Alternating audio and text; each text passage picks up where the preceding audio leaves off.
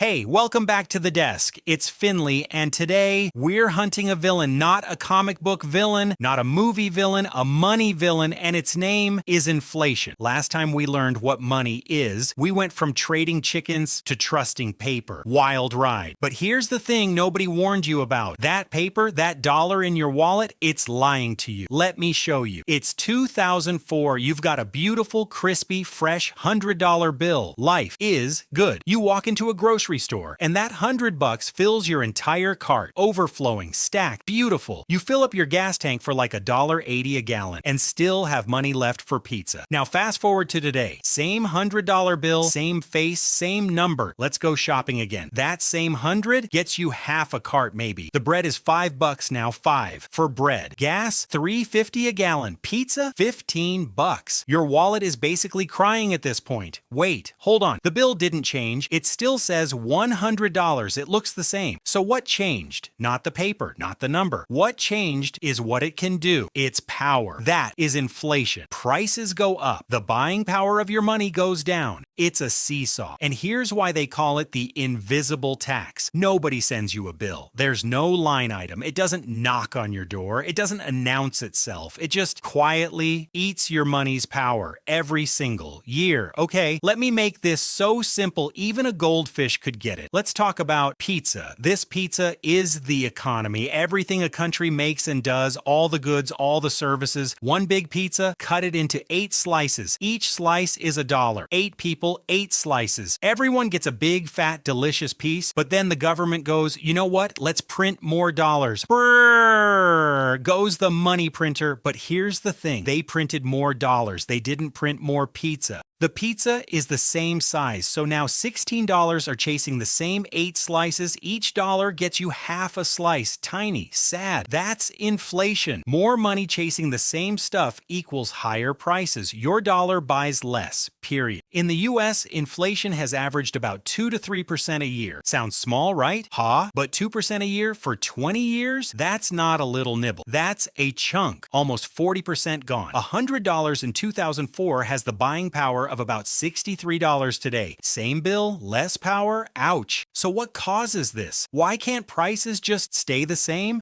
Well, there's a few reasons. Let's break them down. Because number one, too much money being printed. We already saw this with the pizza. More dollars, same pizza, smaller slices. Because number two, demand goes up. When everyone wants the same thing and there's not enough of it, prices skyrocket. Because number three, supply drops. When it costs more to make stuff, shipping, materials, labor, those costs get passed to you. Now here's the part that really stings. Inflation doesn't hurt everyone equally. Favorites. It's got, and not the good kind. People who save cash under their mattress. Inflation eats it alive. Every year that pile buys less and less and less. People on fixed incomes like retirees get hit hard. Their paycheck stays the same, but everything around them costs more. But wait, some people actually benefit from inflation. Plot twist, people with debt, inflation is low-key, their friend, because you borrowed yesterday's expensive dollars and you pay it back with tomorrow's weaker dollars. Sneaky, right? Okay, Finley, this sounds terrible. What can I do about it? Great question. Here's the cheat code. You invest. When your money is sitting in cash, inflation eats it. But when it's invested, it can grow faster than inflation. Stocks, real estate, index funds, these things tend to grow over time, often faster than inflation can eat away. The worst thing you can do is let your cash just sit there doing nothing. Idle cash is a melting ice cube. So let's zoom out. Inflation is prices going up, your dollar's power going down, the invisible tax nobody sends a bill for. Your money isn't just sitting in your wallet, it's slowly evaporating unless you make it work for you. Next time on the desk, we're learning about investing, how to actually beat inflation at its own game. Hit subscribe.